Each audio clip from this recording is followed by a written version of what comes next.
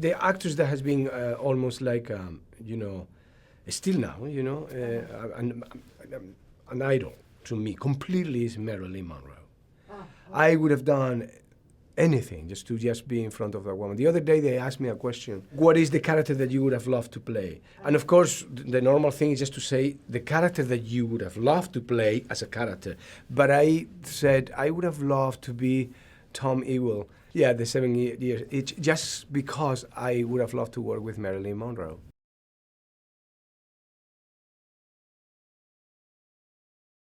My first kiss was on the stairs of a gym. And to a girl that I was asking for a kiss for a year maybe. Kiss me, kiss me, kiss me. No, no, no, no. And then one afternoon she says to me, kiss me. I says, what? And she just kissed me. And I got dizzy. You got dizzy? I was like, oh my God. Women, you guys are so weird. One of the things that I love about women is that you guys are a mystery, and I will die and you will be still a mystery. I don't know why you do things or why you don't. I was born in Malaga, the south of Spain.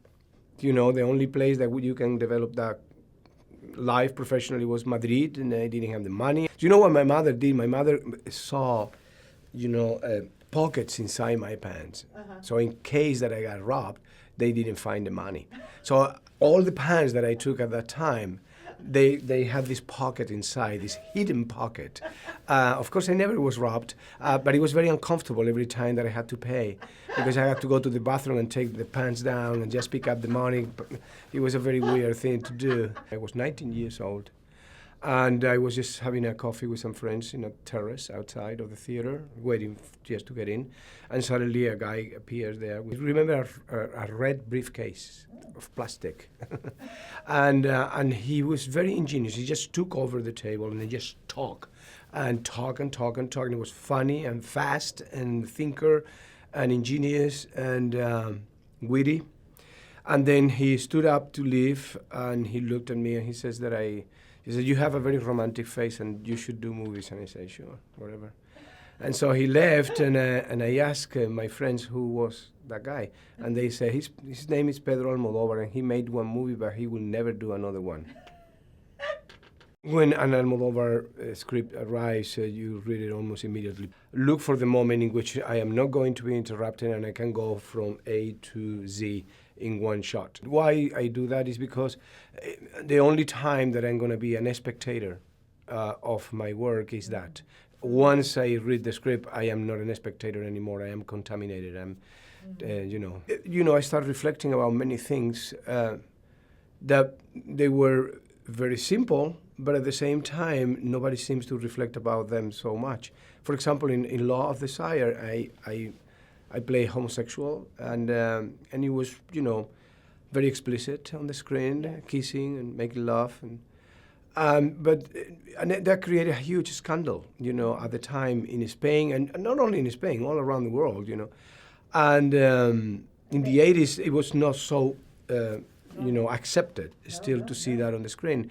But my character killed somebody in the movie, and nobody was putting attention to that. That was considered fine.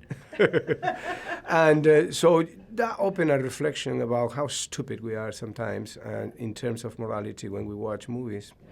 I did a lot of theater, which actually was my big passion, and it is still my big passion. I'm an actor because of theater, not because of movies. Movies were an accident that became a huge accident of 112 movies. Did you ever sing on stage? I did when I was on Broadway for 1 year. I sang word, you were 9. 14 songs every night. Oh my gosh, with all those women. Yeah, with all of those women. It was very depressing to me when that play finished, because I got 16 women, were like my family. I got sick and I got 16 chicken soups. So when that finished, I got so depressed. Now I bought a theater in the south of Spain. Yeah. And I bought it for a reason.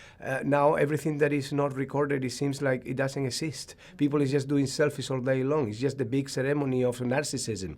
The whole entire world is just recording everything that they do, that they say.